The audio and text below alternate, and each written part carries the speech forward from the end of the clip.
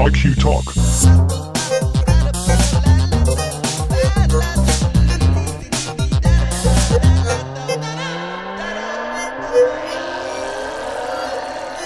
Hey everyone, welcome to the first of the Gaming IQ podcast. This is Sumit Dutta at Gaming IQ. With me this week I've got Arran. Hello. And Adam Barsby. Hello there. And we're going to talk about the latest news, features and anything interesting in the world of video games. Alright, so first up this week we're going to be talking about a few of the big news stories. First one that we're going to talk about this week is a story that came out from Edge magazine, was that they had a source which told them that the PS4 is actually notably faster than the Xbox One, and up to 40 to 50% faster, which is actually quite a big...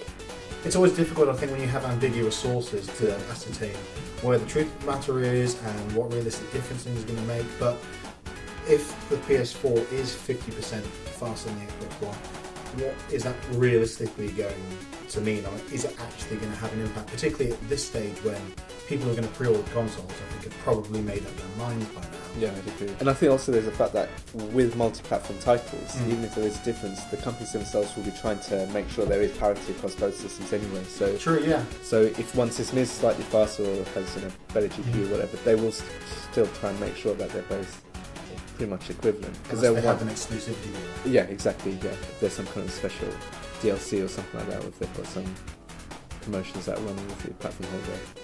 I think it'll probably make more of a difference when it comes to the first party titles. I think those are people that will actually really exploit PS4 to its full. If you looked at the PS3, it was Naughty Dog and like Polyphony, those guys, they were really pushing the system as hard as they can, like right from the beginning. So I think it's going to be a similar kind of thing here, where we probably won't see that much of a difference in terms of like multi-platform games. I think the big question then when it comes to things like increased speed of one console outperforming the other is, do you think, or when do you think, if at all, the PS3 and the Xbox 360 use the full potential of their specs? Because I would argue that maybe there's a handful of games in the last year that have truly made use of the full potential of both of this generation's consoles. So saying that the PS4 is going to be 50% faster than the Xbox One in theory, when they're already X number of times, was it 8 times approximately faster than the current generation of consoles, developers aren't going to be using that full potential at launch. No, definitely not. They're going to be mostly ports from... There's a learning curve to all these systems. There's kind of like them getting into it, understanding all the kind of intricacies and all the like, details of those systems, all the quirks. And they would have been developing for the current console generation for X number of years. Absolutely. They've developed all their expertise up to this point. Precisely. Well, recently I put the original Resistance Fall of Man on PS3, and it just looks awful compared to The Last of Us that I'm playing at the minute. Now there's a game which I think uses the capabilities of the console. Yeah, Last of Us is an example. But again, as you say, first party title. Exactly, yeah. So I wonder if there's a correlation between the first-party titles and then the capabilities of the consoles. The other thing that I was interested by recently was the stats that show that last month, for August, in the UK at least, retail sales were up 21%, which seems to me to be very significant when you put it in the context of, it wasn't that long ago that games, which is the UK high street retailer for games, which is where the GameStop is for the US, was really on its last legs and almost went under, and has been sort of turned around under new management and all this sort of thing. Lots of stores being closed down. To see an industry that as a whole is going much more digital in the way they're portraying things, a lot more DLC focused, a lot more download centric. And you combine that with the only real high street chain in existence in the UK for retail games that has been in serious decline for so long, to then see that figures are on the up by more than a fifth in 1 month seems, at least to me, seems like a very significant definitely. Is it the beginning of a trend? I mean, what's interesting though is this because we're getting in towards the holiday season when we're starting to see the big AAA titles, or is it excitement because of NextGen, with all these new platforms coming out and all these other, the massive marketing hype that's coming with that as well?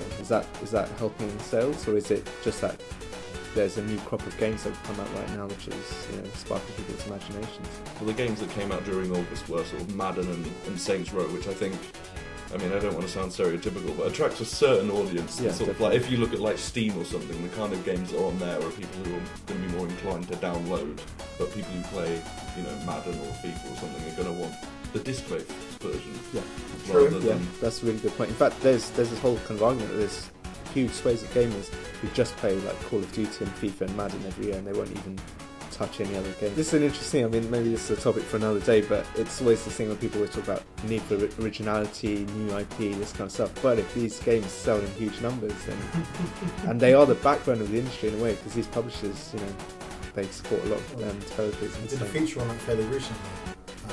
Franchise versus new IP. I think that's why Watch Dogs has had quite a lot of interest. Of the Ubisoft titles that they showed off at E3 this year, I thought The Division actually looked a lot more interesting to me, and also a lot more next-gen. I know there's this whole thing about the new systems, but I think not many of the games really impressed me that much graphically.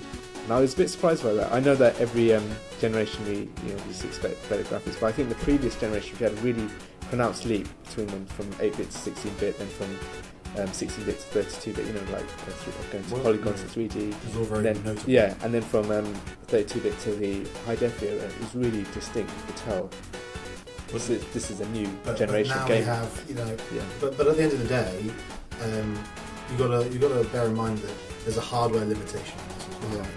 Consumers have now, for the most part, 1080p HD TV in the house. There's only so far you can. Precisely, you can get to 1080p, and you can do lots of things with light effects and shadows and water effects. These are the things. And that's what people are talking about. Yeah, they're talking about all the particle stuff and absolutely. things like that. Particles and all these kind of things. And I think Sony especially are really talking about all the other stuff, like the sharing, social aspects of it, and Microsoft really talking about their TV stuff, which didn't really go over that wall with a lot of hardcore gamers back in May. We could do an entire podcast on that topic alone, but I mean, since you touched on it, I can't resist. The interesting thing for me is that I think what we're looking at with this next generation of consoles is little more than the same thing but with better specs. It's the same thing that can do a little bit more graphically and processor-wise. Yes, by the end of their life cycle, we'll see some pretty awesome games. But again, it's no wonder you're not getting excited about Watch Dogs, because they started off with 360 and PS3 dev kits. This whole thing was based off their experience, as we've already discussed. So for a launch title, you never expect to see a completely, a perfect use of the potential. But even within within that context, it's still just a step up in terms of spec. It's not evolution. No. This isn't like the next step for gaming. Whereas I think that actually the Xbox One, as was originally announced, was that. Yeah, I have to totally agree with you. I was actually one of the few people who was kind of quite disappointed when they did their big Xbox 180, because they were doing something new and they were being distinct, and you could say that the Xbox and the PS4 were markedly different at the time, and you could say that this is one thing, this is another thing, and you can choose, because there's so many games that are coming out on both platforms. They need something that's unique about each of them, because otherwise, what's the difference then? It comes down to a franchise war. Exactly. Again. Yeah, exactly. It's the same with the 360 and the PS3. I mean, I would argue that by now, probably most hardcore gamers own both consoles, and I suspect they'll be the same way with the next generation. But what Microsoft originally announced was a game changer, excuse the pun, and would have forced developers to take a side. It would have forced some movement and catalysed potentially an evolution in the industry. It's going to be interesting. About 2 months' time, we'll probably see how it all plays out. I mean, Sony have already said they've got 1 million pre-orders for PS4. I don't know if Microsoft have released the same kind of numbers for Xbox yet. I'm aware of whether they've said it off to me. But I'm sure they've got huge numbers as well. And I think a lot of the TV stuff, a lot of people are being sceptical about it. But Adam, going back to how you were saying about people playing Madden over and over again, or FIFA and these kind of things, they've got these kind of partnerships with NFL in America as a TV series. I can imagine all those people who love Madden and only play Madden every year will know that the Xbox is their system now, because they've got this massive NFL. Well, I think the Xbox One may be really popular in America, but over here I can't see that happening, because for a start we're not getting any of sport a lot of TV plugins that things. Yeah, the TV. Yeah. Americans want, and plus, like, I've got a smart TV. Like, a lot of the same half the things. stuff they're like, you can have Skype on your TV. It's like, I can already do that. Yeah. But, Yeah, I think in America they might win. yeah, could be. But over here in Europe, they're not releasing it in certain countries. I know that. Yeah, I think it's 13. Whereas Sony are kind of more dedicated to releasing it worldwide. But what's interesting is that this time, I think the first time ever, the PlayStation 4 will actually be, the new PlayStation system will be released in Europe and the US way before Japan. Yeah. And that's kind of a big wake-up call, you could say, to everyone. Their Japan headquarters. Yeah. It's an interesting story. It's a massive for Sony, story, isn't yeah. it? So I've got the details here. So they're actually releasing on February 22nd, and they're going to, I think, because it is coming out a bit later than everywhere else in the world, they are actually bundling NAC with the system. So I'm not sure how much of a system seller. I'm quite excited for that. Are you? Well, the guy that came out on the announcement was like head of Crash Bandicoot or whatever back in the day. Mark Cerny. That looks cool. I'll go with that. It's something new, isn't it? It's not the next shooting game, but I thought that was actually really bold and quite a cool thing that they did when they actually showed us the very first PS4 game, and it was this kind of family-friendly platform as opposed to Gun Bros or those kind of What was that really weird thing they did with all the instruments? Yeah, was that on the screens? That was Media Molecule, wasn't it? I think they did some kind of tech demo. That was quite cool as well. I think that's going to be incorporated into the Playroom. That does look suite. really cool. Yeah, that is kind of. But again, because they're not bundling the camera with it, you're going to need that, so you can't do all this cool stuff. I'm going to come out and say it right now. I think I think the PSI is going to be a failure again.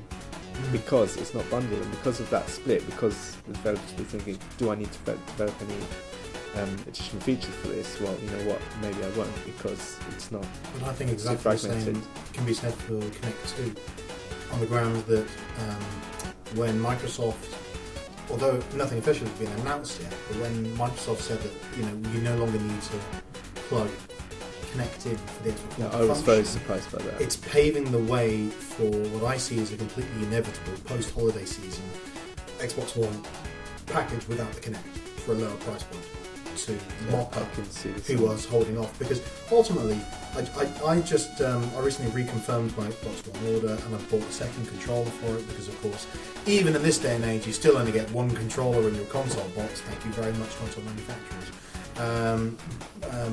Peripherals and all this, but that's 500 quid, 600 quid almost of outlay for the console and an extra controller, and two controllers, so you guys to play with somebody on the day and unbox it, which is a lot of money when you look at Sony's sort of £300 to £400 price point.